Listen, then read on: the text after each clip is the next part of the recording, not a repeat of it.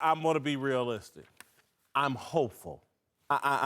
This is a big moment and a big spot for Russell Westbrook. He needs to show that he's evolved from the last time he played with a guy like this, Kevin Durant. He needs to, look, he's got his MVP. He now has to be about, what can I do to make this work with Paul George so that on the 2% chance I can convince him to stay or we can win something.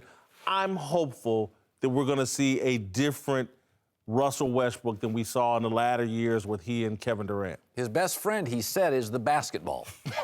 So I think what makes Russell Westbrook amazing is also his greatest liability. And sort of this fortitude, this tunnel vision, this dynamic athlete, what overcoming doubters, critics, that's what makes him great. I also think it makes him difficult to play with. You know, it's the difference between a guy's confidence and then all of a sudden half the time it becomes arrogance. I think what creates Russell Westbrook, the DNA, the dynamic, the personality, is what makes him hard to play with, and I think it's just who he is. Look, to some extent, your game is your game. I mean, LeBron James is not going to all of a sudden become this guy that's always moving without the basketball. Your game is your game. But I do think Russell will try and to some degree succeed at being different. Look, he showed everything he could individually this past year. Like, there's nothing else to prove individually. The one chance you had to do it by yourself, you averaged a triple-double and won MVP. Now, go ahead and show that you can play with another superstar again. And they're not going to win the West, but if they have a successful season, you know, that's doing well. But can we take it one step further and get it out of his hands a little bit and go to management and coaching?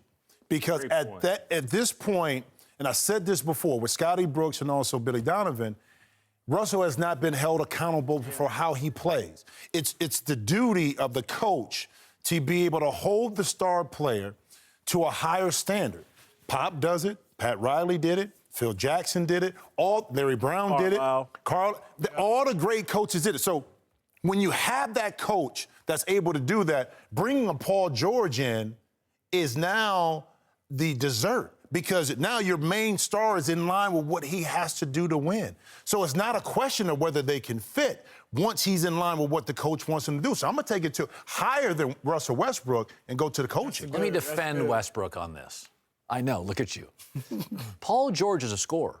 Paul George has never been a great teammate to elevate people. He's not what he does. Like Kawhi Leonard doesn't pass. Paul George really is to some degree, he's a scorer.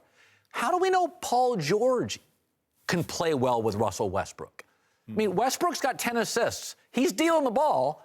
I don't know if Paul George, that's why I thought Paul George worked with the Lakers, because Lonzo is sort of uniquely Jason Kidd-like in that he'll get his points other ways, but Lonzo is he's perfect for George. We don't know that George is easy to be a teammate of. Both of you are making great points in terms of, and I really love Jim's point, Billy Donovan, pressure on him.